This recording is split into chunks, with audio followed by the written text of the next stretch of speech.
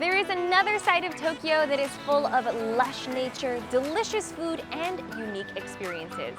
Oh no, don't put bugs in my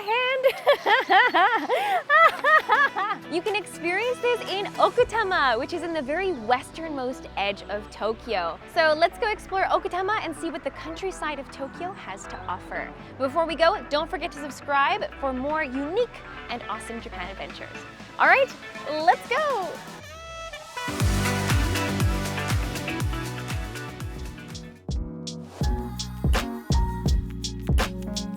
Okutama is known for its lush nature, forests, mountains, and pristine rivers. And all of these things coincidentally create the perfect environment for growing wasabi. So today I'm going to be checking out a wasabi farm here in Okutama, and I think I see my guide right over there actually.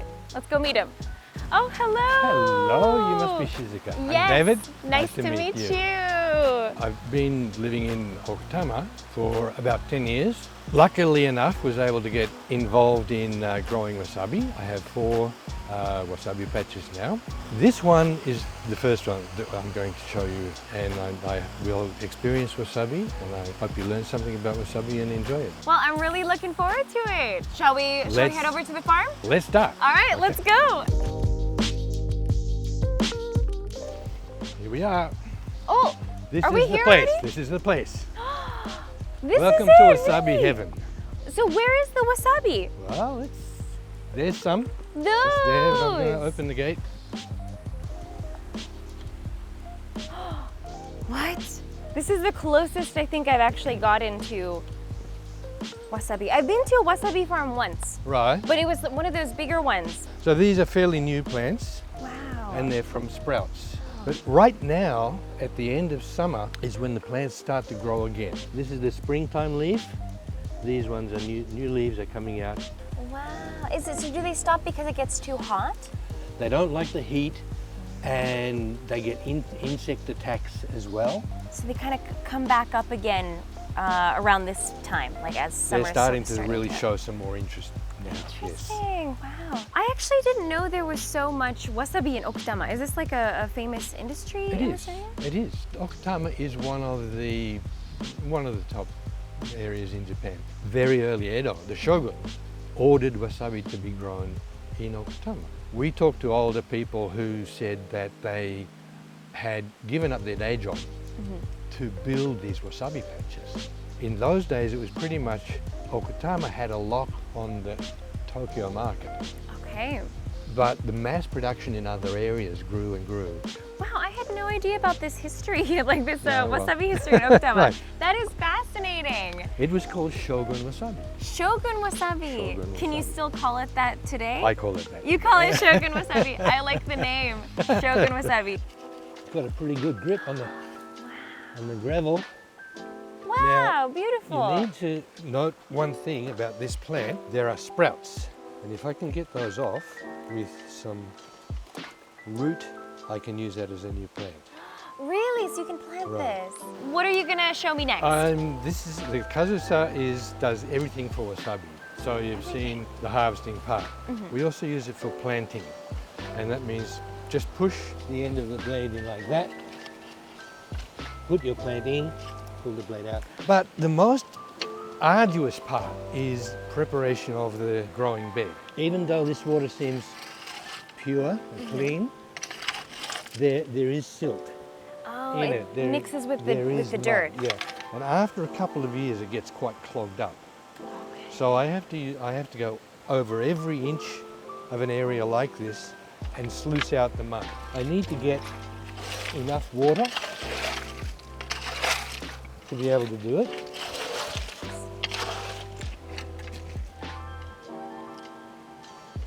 Oh, what's this?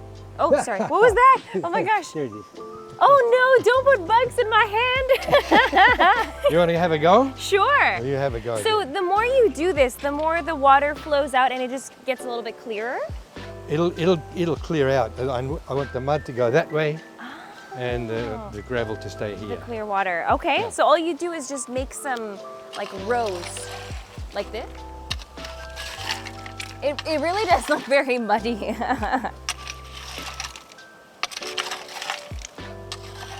Wow, we just did this a couple minutes ago, but it's already really clear. I'm surprised. It was very muddy at first. So I keep track of the water level in the river. Oh. And I keep track of the rainfall. The average time that the water is in the mountain is about 3 months. And that's important because the water inside the mountain collects minerals. And it's the minerals that give the wasabi the flavor and the pungency. So here we are. These are the wasabi stems. They're not actually called wasabi roots. Apparently that's incorrect. These are stems, and that's the edible part.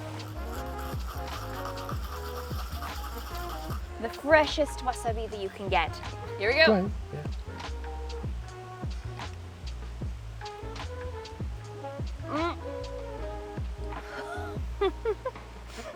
Oh, it's strong. That's spicy. Not only does it go straight up your nose, it also kind of tingles your tongue a little bit. This is sharp. Yes, try it Wow.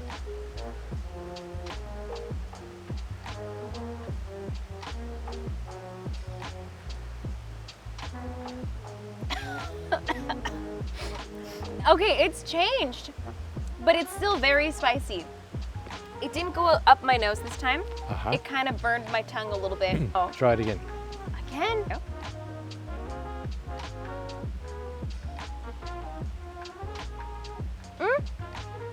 Not as spicy. Okay. It's getting a little mellower, Right. but it's still sharp kick to the tongue. There's a chemical reaction that starts, which peaks after 2 or 3 minutes. So that's going to be the main change, and after that it just goes down. Ooh. Okay, so let's try our roast beef now with the Mazuma wasabi.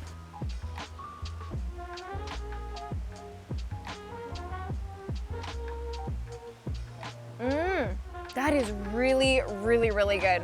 What a great combo. So this Mazuma, markedly different from the first one. It is, as you mentioned, way creamier. Maybe an avocado-like texture, like a guacamole type texture, but it does have the kick in the aftertaste. Well, thank you so much for today. I learned so much about wasabi. This was a wonderful and very peaceful experience, actually. You've been a great student. Oh, thank you. Thank you. I'd love to be back, and I'll do some more work in that. Oh, sure. Yeah, you can come and spend half a day doing that. That would be great. I'd love that. Thank you.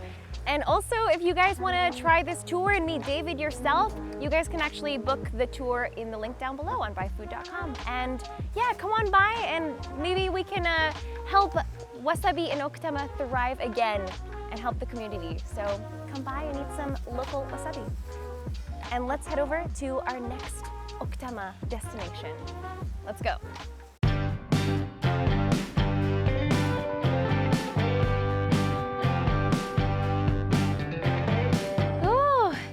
So my next stop is a cafe called Dorapo Blue, and here it is right here. It looks like a quaint little house which apparently has great views, and there's one man who runs it and he cooks everything. So let's go inside and meet him.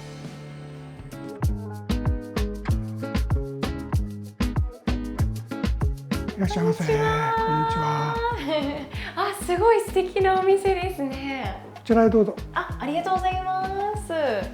あー、すごい景色も綺麗ですね。はい、メニューはこうなってます。すごい。They have a few different curries on the menu actually. They look really good. And cheesecakes. I've heard that he bakes all of his own cakes, so I think I'm gonna have to get a cake here. 決まりました。あ、はい。はい。じゃあこのオリジナルキーマカレー。はい、わかりました。あとこのかぼちゃのベイクトチーズケーキ。はい、わかりました。はい。じゃあお願いします。わかりました。ありがとうございます。Can't wait.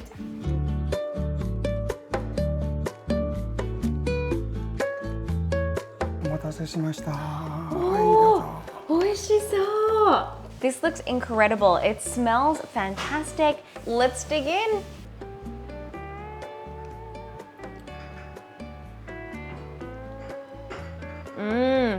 Oh, I really like that. What stands out for me at first is the red and green peppers. They give a lot of flavor and a little bit of crunch right off the bat. And then you get into this deeper, kind of meatier flavor. you get the chunks of meat, and I feel like the curry itself is a little bit richer, like deeper tasting than some other keema curries that I'm used to eating.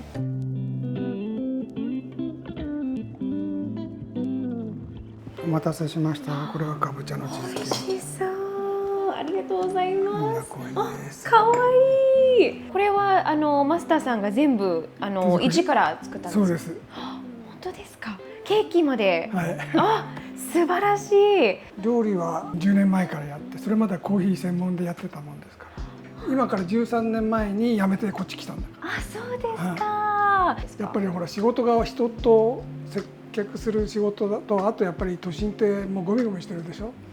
だからやっぱり自然にこういうところの方が休みの時に向いていっちゃうんで、こういうところに住みたいっていうんでここに家を建てちゃった。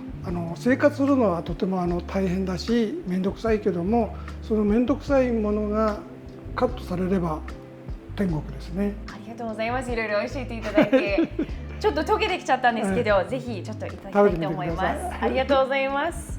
Let's give it a taste. I love this coffee cup, and he also made fresh whipped cream for me.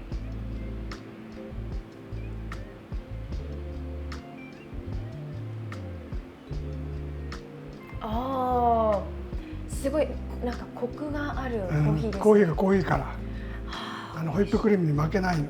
すごい本当に負けない。このバランスが取れてますね。The fresh whipped cream is so fluffy, so thick and creamy, and the coffee is rich and deep. You get that roasted flavor. All right, let's try his homemade pumpkin cheesecake with freshly whipped cream.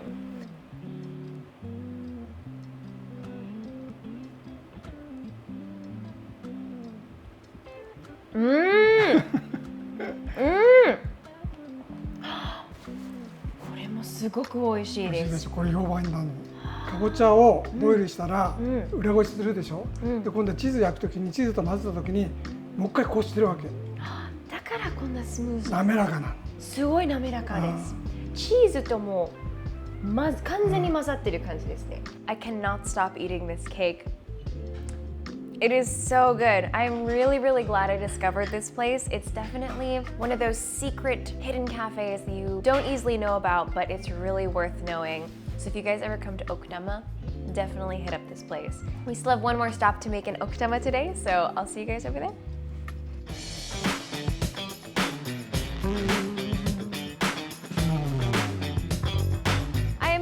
Right next to Okutama Station, and I've got one last stop today. It's a restaurant that specializes in dashimaki tamago. And some of you guys may know what tamagoyaki is. It's a type of Japanese omelet that's rolled, and it's really fluffy and delicious. And it's called Tamado, or the way of the egg.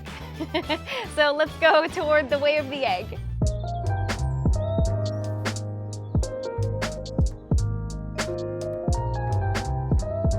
はい、どうぞいらっしゃいませ。はい、どうぞ。どうぞ。向こうでもいいですか？どうぞどうぞ。こちらどうぞ。ありがとうございます。はい。Alright, let's have a seat. Oh, tatami floors. So comfortable. So all of these are set menus. They look really good.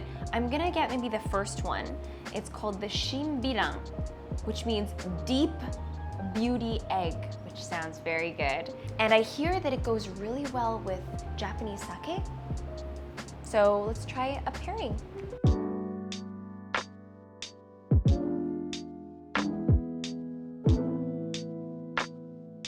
だし巻き卵定食で。はい、どうぞ。大きい。はい。こんな大きい卵焼き初めて見ました。大きいんです。そうなんですよ。これで卵4個使ってます。日本酒ですね。はい、どうぞ。美味しそう。これが卵焼きに合うんですか？すごく合いますね。卵焼きと日本酒はもう前からもう結構合うって言われてますね。で、ちなみに何これは沢の井ですね。沢の井さん。すぐ青梅市の有名な酒蔵さんのですね。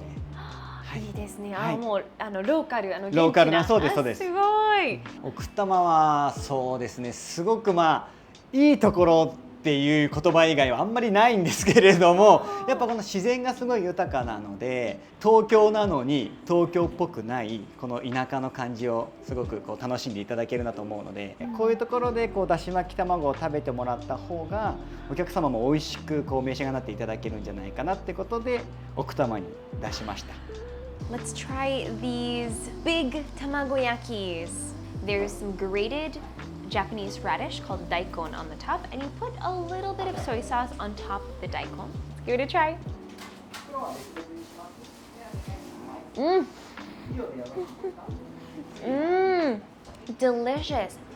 It is juicy. Not only is it fluffy, kind of jiggly, it's just oozing juice and umami, because the dashi is usually made of like a katsuo or some kind of fish broth they use for Japanese soups. I can imagine how this would go with sake.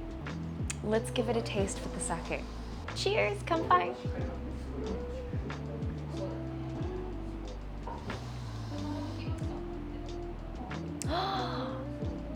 That does go really well. This is a crisp sake, but it's very easy to drink. And I think there's a little hint of acidity to it, which might be what goes really well with the umami flavor of the dashi. All right, let's try the rice.